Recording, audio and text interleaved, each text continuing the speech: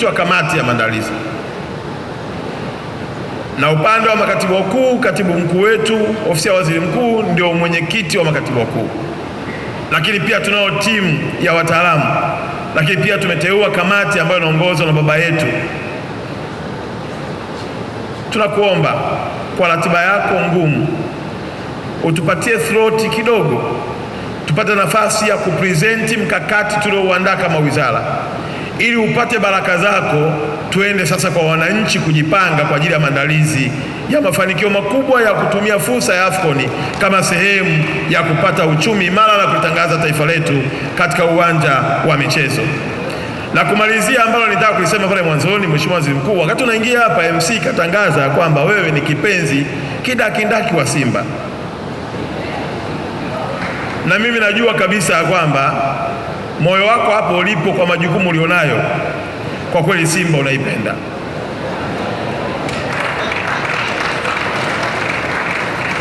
Na wale wenzangu wa Yanga wakikuonaga wamevaa jezi ya Simba, roho inawauma, na hasa kwa matokeo ya juzi ya kombe la Muungano, mioyo iliumia sana. Lakini mimi ni kuombe tu Mheshimiwa Waziri Mkuu, endelea kuwa na huo moyo wa kuzilea timu zote, kwa sababu wewe ni kiongozi wa mfano na wala hujawahi kusita kutoa kauli zako za kuunga mkono pale timu hizi zinapofanya mashindano, hasa nje ya nchi yetu tunapotafuta ushindi wa bara la Afrika.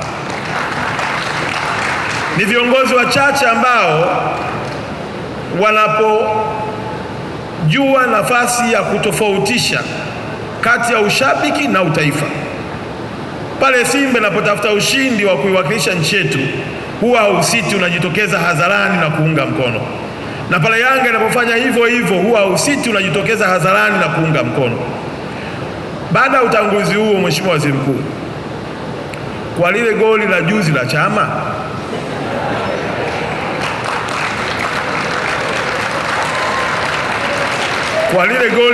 la Chama, wizara imeanza mchakato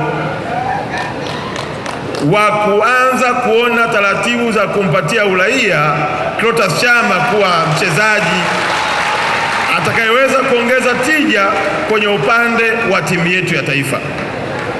Chama ameonyesha uwezo mkubwa, amekubali kubadilika kutokana na wakati na mahitaji, na bahati nzuri Chama amechezea timu zote hizi mbili. Amechezea Yanga kaonyesha uwezo wake, kachezea Simba kaonyesha uwezo wake.